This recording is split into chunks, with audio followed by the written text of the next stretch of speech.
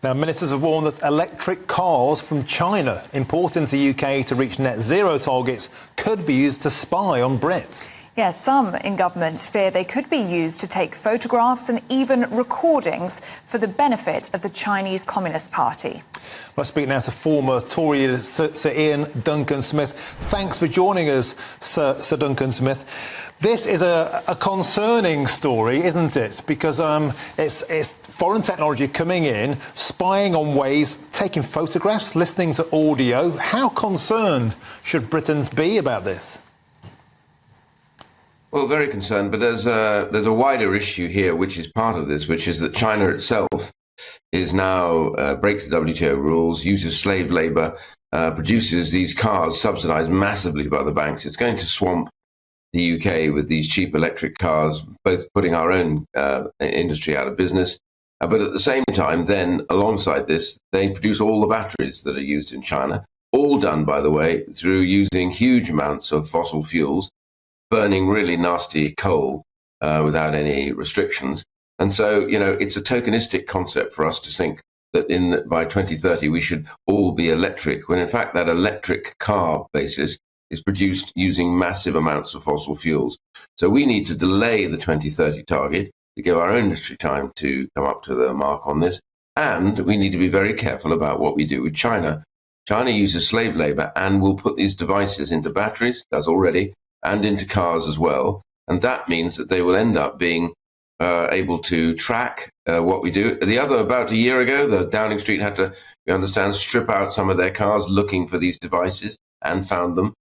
Tracking, can you believe it, the Prime Minister and co. So the reality is for us that this is a threat to us, and we shouldn't go down this road quietly allowing China to dominate this market for us. You've been concerned about this issue for a long time, haven't you? You called the government's obsession with electric cars dangerous in 2021. What is worrying you about this technology? Is it in part the speed at which this is all developing and how difficult it will be to regulate it? Well, lots and lots of things are of concern. I mean, the fact is that most of our taxpayers are receiving a kind of punishment beating en route into this because the taxes, the green levies, have risen dramatically. What I'm concerned about is in the desperate search to meet a target, we end up basically stripping our own industry of their capability and making sure that people are left with the Chinese cars to buy. That's it. And the reality is that's where they're going. They are now at the moment, all their battery companies, and we use Chinese batteries endlessly, they're setting up as car companies. And they're under the control of the state. They all have to be regulated by the state in China, and they're massively subsidized. So it's not even a fair market.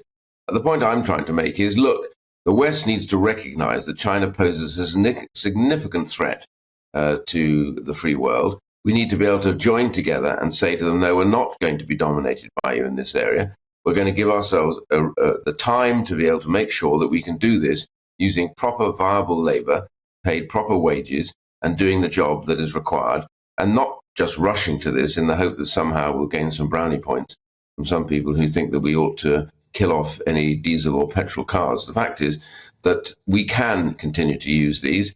Europe has gone to 2035. America has gone to 2035. I see no reason why we should rush to 2030 to become a kind of offshoot of China.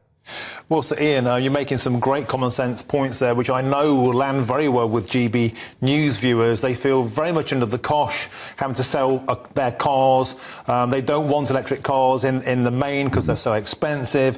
What about things like gas boilers, though? They're being clamped down on. We're being charged £12.50 a day to drive our cars. Surely the Conservative Party, if they got on a real front foot on the net zero issue and proved to voters they could save pounds and pence in their pockets and purses, that would help you win the next general election. When can we see some common sense on this to help save British taxpayers money?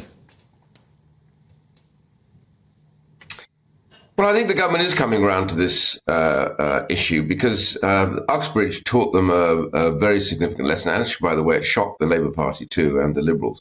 The reality is that ULEZ in London is being imposed on Outer London, when Outer London doesn't have any need for it because the air quality is high. And I'll give you an example. The Transport for London report independently said to the mayor that imposing ULEZ on outer London will make negligible, if any, difference in air quality at all. So he's doing it because he needs to raise money. That's what that's all about, hiding behind net zero. We shouldn't be doing this. So when the public was given a chance to vote on this in Uxbridge, they said, no, we're not going to have this done in our name. We're not going to be punished just for this idea that the mayor has been so utterly useless in running London, that he has to now drag more money off us, pensioners, etc., unable to get their cars in the future, having to pay just to get inside their car. This doesn't make any sense at all. So we need to have a proper discussion about this. The reality is, including the gas boilers, it's very, very difficult and it's not that efficient or relatively cheap to start this whole idea of air boilers, as it were, that actually produce enough heat to be able to allow your house to be heated properly using electricity. This doesn't really work, as everybody said it did. Now, I'm in favor of cleaning up the environment, in favor of making sure that we do what we can in terms of net zero. But what I'm not in favor of is punishing people en route to that, and for that matter, destroying our own domestic industry. Every bit of these things is mostly built in China. And by the way, the solar arrays that populate our fields at the moment, most of these polysilicates that are critical to the working of those are mined from Xinjiang in China, where they use slave labor. How much do you have to say to those self-righteous people that wander around preaching to us about just stop oil, etc.? What do you care about people whose lives are miserable out in China because they are being driven and beaten into these areas by people who want to get rid of them using slave labor? I have to say to people, think again, will you, and care a little bit about those other people that are being destroyed so that you can feel self-righteous about your own beliefs. Yeah, really, really interesting point. Looking ahead to the near future, how would you feel, Sir Iain, about investing and developing in our own electric car industry so we can buy British when it comes to our electric cars and stay well clear of China for the reasons that you've been listing this morning? Or do you have a genuine fear about the technology and how easy it is to be bugged? Well, just separate those two issues. The first is, yes, I'm absolutely in favor of our industry being able to produce low emission, if zero emission cars. Hydrogen is another area that we had a global lead on. And the government needs to focus as much on that as they do on electric, because in truth, that would allow our industry to be preeminent. And I think that's important.